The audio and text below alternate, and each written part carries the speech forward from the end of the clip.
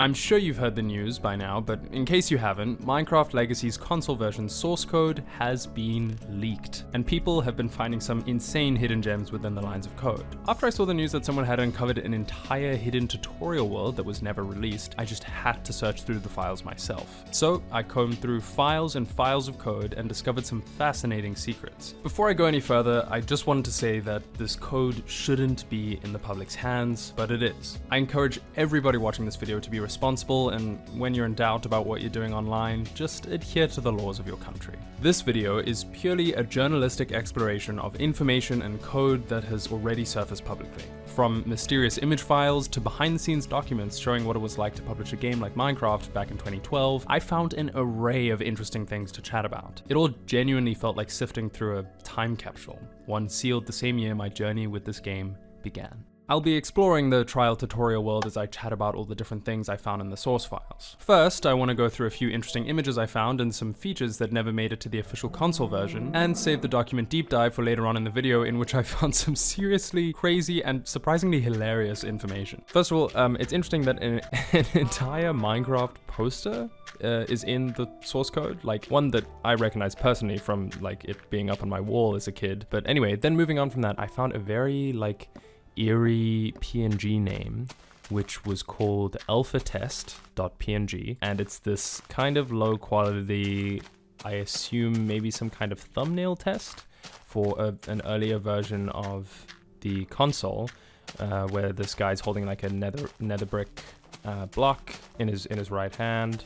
And there's a nether portal there. I assume maybe some nether tests were going on or something, but it's just so eerie, I find. Like the lighting and the rain and stuff and the alpha test.png, I mean, that's ARG shit. And I do think it was some kind of test going on, because there are two other PNGs I found called thumbnail test 25.6 PNG, which is the same image but square, so I assume a thumbnail test for the worlds, and then thumbnails test 1280. I just realized now that that's the width of the image, which makes more sense, that they're not just these arbitrary mysterious numbers, but still. Alphatest.png goes hard. Yeah, and then there were a few other like odd PNGs that I found that were just like in these folders that I don't think were ever used. For example, pack.png makes an appearance in this source code, which I don't think has ever been used as like save images on the console versions, but maybe they were going to initially do that and they decided against it and just kept it exclusively for Java. And then of course there are some screenshots of the tutorial world, which I found, but that's hardly important now, because you are getting to see the tutorial world walked around in person. You were not, okay, I get it. The reason it was so difficult to get up here is because you were not supposed to. The images themselves aren't important, but there's a really interesting story I found on Reddit where this guy was like, no way, I recognize this screenshot, specifically the one on screen at the moment, and turns out the guy recognized it from an article, a Guardian article back in 2014 that he read. I love the prompted response from the next guy, which is just wow, lowercase, wow. But yeah, so I opened this link to this article, which, you know, is from 2014, and indeed, Minecraft, 36 times larger on PS4 and Xbox One. It was for the release of the Xbox One editions and PS4 editions, and then 4J Studios discusses some of the, you know, upcoming installments for the game. But it's just so cool that like this guy recognized this image, and that this image was publicly available. The unused trial tutorial world was actually publicly seen for the first time in 2014 in this one random article that I assume they sent the, you know, article writers like, here you go, have this image to put up in your article if you'd like. And then they just never did anything with the tutorial world itself. And then a really funny one, which is from the old leaderboard system, where people, you know, would obviously do a bunch of mining, running, you know, building while they're playing the game, and then and killing mobs and stuff, and then slowly they'd accumulate points in all these things, whether it's distance traveled or mobs killed or this block mined or whatever. They would maybe sometimes unbeknownst to them be put on a leaderboard if they had multiplayer, in which they were, whoa, a brick well. Interesting. Interesting. I don't know why I find that so fascinating, just seeing a different world design, even though the houses are different. This is what really stands out to me. Ranked among everyone else who had this version and was playing the game. One of the leaderboard categories was swimming, and the icon for it is really funny. I don't know what the hell, like, does he have his legs bent backwards? But his torso's like coming out of the water. They obviously didn't have, you know, a swimming animated feature yet like we do now in modern Minecraft, so it's very funny how they chose to, you know, depict it as an icon, I thought, anyway, is why I saved it. Now, for the next couple things I want to talk about, I do want to give some credit to Zach, who is the creator of the Minecraft Xbox 360 edition, the Cutting Room Floor page, which, if you don't know, I believe the Cutting Room Floor is just basically a website dedicated to stuff that was cut from popular games. I think. I don't know. That's just what I'm assuming why it would be specifically on this website. Go check out the page for yourself, but there are a few like interesting tidbits that I quite enjoy. Of course, there's the very funny unused image for Minecraft Xbox One Edition, which basically says, get the hell out of Minecraft Xbox One Edition and go play Bedrock, because this one is not going to receive any more updates. The beginning of the end for the console experience of the game, I would say, with bug rock being particularly bad on the console versions. There was also a locked chest that was found that was ported over from Java Edition, which Zach found looks like this. It behaves identically, but it just, you know, doesn't quite look right. There was also a minecart with a command block that was found by him, but it doesn't work. Basically, the command block aspect of it doesn't work. It appears and behaves like a regular minecart. One that I thought was particularly cool is that there is a debug menu in Xbox 360 edition. I suppose obviously not accessible on any Xbox 360, but only through the source code like this. But it's pretty cool to see that the debug menu was even formatted in the same way that the menu everyone would be used to is from Xbox 360 edition, with the same color scheme and outlines and barriers and stuff. Apparently you could access it in development stages through some hidden like menu button, basically, but I highly doubt that was actually available as an option to discover in the base version of the game when it came out, because people would definitely have found that by now. I just wanted to say thank you one more time to Zach for compiling the information we just went through on the Cutting Room Floor website. But now, moving back into the source code, I get to go through what I consider to be like the kicker of the information that I've found, because I thought this was incredibly interesting, which are two document folders I found. There are a ton of document folders and Excel folders, and if people want to see more of this sort of thing, I could make another video talking about a little bit more of the secret things I could find combing through the code. Fascinating. Ew, pee pee, ew. Yes. Speak your truth, King. One of the folders is called the rating submission form, in which the game, Minecraft, had to be submitted and rated by, I assume, some sort of executive company, maybe to Xbox, to show what kind of game it is. But then there's the official product name, which on this tiny little line at the top, it just says Minecraft, which is so like, bruh, like this is the behemoth Minecraft, like, you know who I am, is what they should be saying. Anyway, and here's where it gets interesting. There starts being these tables of platforms, restrictions, stuff like that. This one is, okay, yes, this one is being sent to the Xbox people, because there is this supposed to be seen? I mean, mob spawner maybe up there?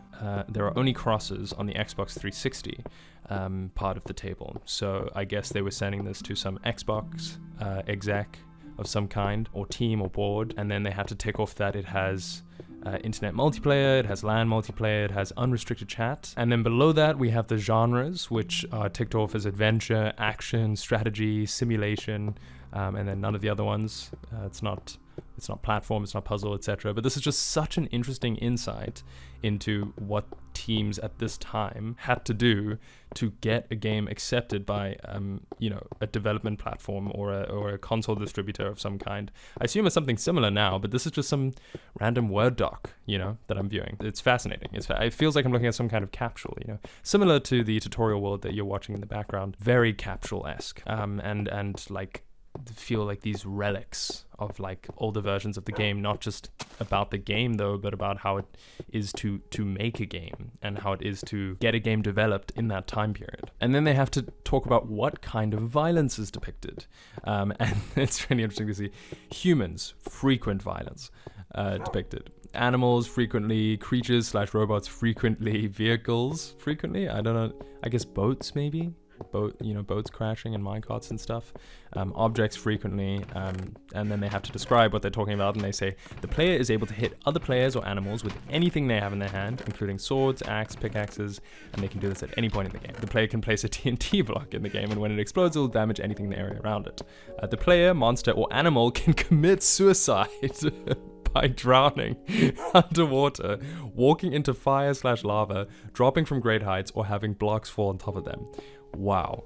They had to tell the people that you could kill yourself in Minecraft. The game and all depictions of violence in the game are cartoon-like. Okay, I see, they saved it there. The player has no control over the depiction of violence, but there is no depiction of blood or any other particle type effects thrown off from whatever is being hit. Describe how the violent acts are rewarded in the game. Oh my goodness. And then they just explain that, you kill a pig, you can cook its pork chops, you kill another player, you can pick up their stuff, destroying a block of a tree, you get the tree trunk and stuff like that. Achievements can be earned that way as well. And then you have to say what kind of violent sound effects there are. Oh, here's a funny typo I just found. When animals or monsters are hit, they will flash read and make a suitable pain noise. Alright, at least they could tick off never for blood effects. There's occasional gore depicted. What? The player is able to set the ground on fire, and animals can walk into the fire and set themselves on fire also. The animal will flash red and make a pain noise, but will not leave a corpse on death. The animal will burn for about 6 seconds before dying. Okay, that's occasional gore. I was just wondering what gore I was missing from fucking Minecraft. Post-mortem damage depicted, never. Okay, so you can't desecrate a corpse, is basically what they're getting across to them. And this is the funniest part here, is just that, like, there's this other table, you know what I mean, where it's like, you should be concerned if you're trying to submit the game with this stuff in it, and it's like, crude or vulgar acts, never. Acts of discrimination or racism, never. Violence or attempted rape, never. Torture, never. Suicide, yeah. Also, torture, I think, let's hold on, you know what I mean? I've seen some things. In fact, now that I think about it, I may have seen some of the ones above as well, but I'm not going to get into that. At the time of Xbox 360 edition, people hadn't come up with these end rods, let's say. End rods weren't a thing yet, shall we say. Anyway, and then they have to repeat that the player, monster, or animal can commit suicide. Which is just so funny. And then they had to describe to Xbox. It's just so interesting to me. They had to describe to Xbox that Minecraft is not a realistic looking game. It's been designed to look like a game from the 1980s with low resolution blocky textures. That's how they used to advertise it. That it looks like a game from the 1980s. And then they of course have to go through all the other stuff like controlled substances and material and stuff like that, and they have to say that there's no tobacco, there's no alcohol, there's no drugs, and that the C418 soundtracks don't have any offensive language in them, which is, yeah. All of this, again, I'm going to say for the last time, just so I don't become a broken record here, but it's just so interesting to see. They also had to say that there was no crass humor and that you couldn't gamble in Minecraft. All of these things, people seem to have found a way around by the time, by like 15 years later. People, I think, have figured out how to do most of these things. Oh, wow. Incredible interior. And then the second document I found, which I also thought was interesting, was just the document that holds all the game information. The estimated release date, which over here says the 18th of April 2012. So that's when this document was all written up and stuff. It's got the achievements written there and how many gamer points are awarded. So I assume this is also going to the Xbox team. And then again, it's just interesting that they have to explain what Minecraft looks like, even though that it just feels like Microsoft should have known. They should have just known that of course Minecraft looks like this. It's like the biggest game ever, but I suppose it wasn't yet. And that Minecraft is a distinctive looking sandbox construction game created by Notch. The game involves players creating and destroying various types of blocks in a three-dimensional environment. Wow, they don't make it sound very exciting, to be honest. The player plays Steve, a friendly-looking avatar, and he can destroy or create blocks, forming fantastic structures, creations, or even works of art. It's also a game of survival because at night, monsters come out and you must build a house and craft tools to survive the night. And then it has all these achievements, and please use this area to list out or describe things that make this game special. If this game is already released in other mediums, what makes this version different / better than the original? And then they say, it's Minecraft, but on your Xbox. Which is just perfect. Yes, that's why I want this version.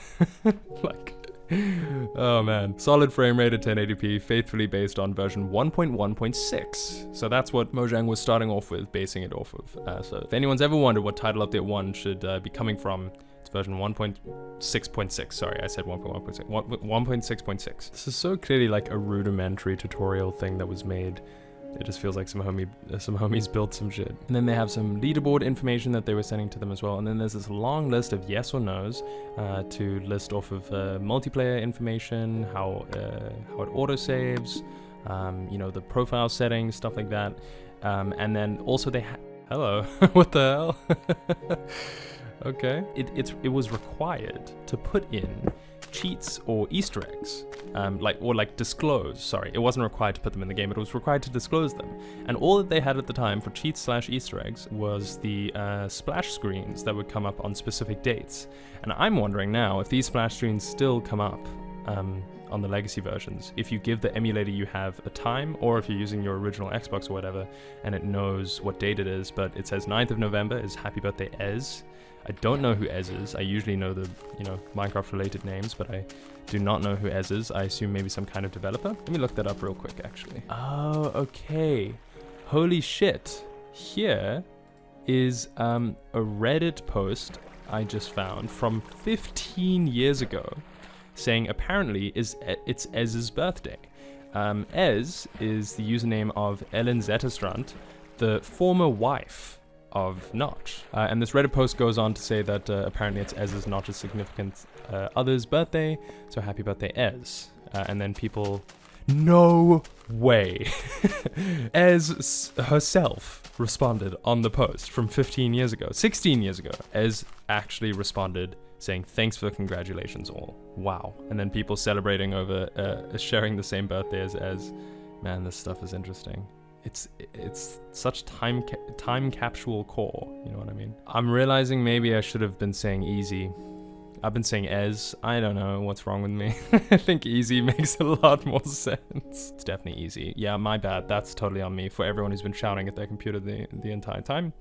It's easy, that makes sense. But Zetterstrand, I recognize Zetterstrand. Zetterstrand is the name of the Minecraft painting creators. Am I crazy? Christopher Zetterstrand. What? Christopher Zetterstrand related to Ellen Zetterstrand? Were they siblings? Oh my god, my brain is being exploded right now. So much Mojang and Minecraft lore is being unfolded right before my eyes and right before your eyes. You're discovering this at the same time I am. I hope you've enjoyed this, by the way, and it doesn't feel too ranty, but I have pretty much reached the end of my explored code files and documents and images and stuff. And if you want me to dig deeper for another installment of this, I totally can. But for the time being, I thought all of this stuff was tremendously interesting enough just to make a video of its own. And I hope you all agree. But for now, have a good one. And I'll see you around.